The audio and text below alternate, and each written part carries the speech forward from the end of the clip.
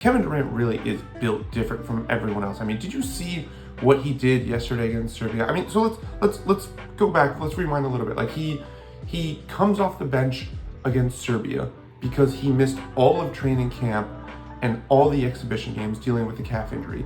So he comes off the bench, he enters the game with 2.5 minutes left in the first quarter, and you think, okay, it's great that he's back, but he's probably going to be a bit rusty. He's going to ease into things a little bit because, again, he hadn't played basketball in so long.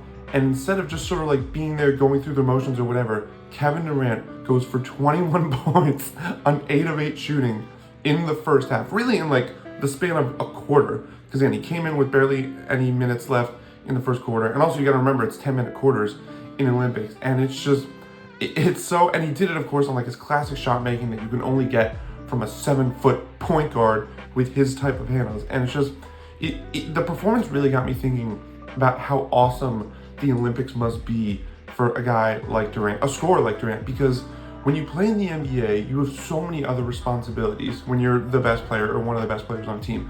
You got to get your teammates involved, you got to rebound, play make, defend, like all this other stuff. You got to be the leader and do all this other stuff.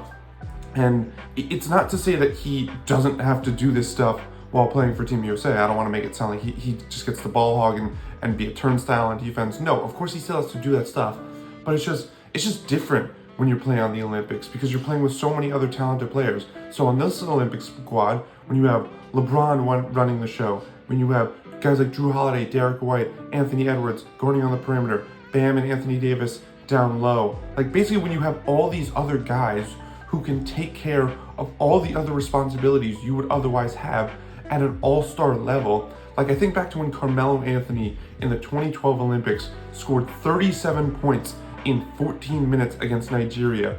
And yes, of course, you need to have the talent to be able to score at that level. You also need to get hot and have that momentum and get it going. That's also part of it.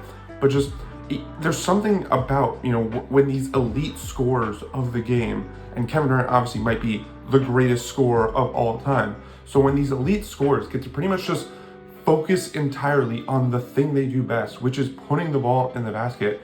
And when you also consider that they get easier looks because they're playing off of so many guys, like to have LeBron be able to set you up for shots while defenses are also focused on stopping a bunch of other guys like Steph Curry, to be able to play in that situation, in that environment, under those circumstances, I imagine for like the best scorers, it's got to be the best feeling ever because you could literally just do whatever you want.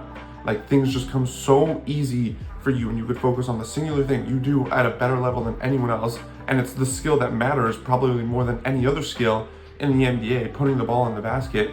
And nobody can really do it better than Durant, even at his age. To be able to do that under these circumstances, it's a fever dream for these guys.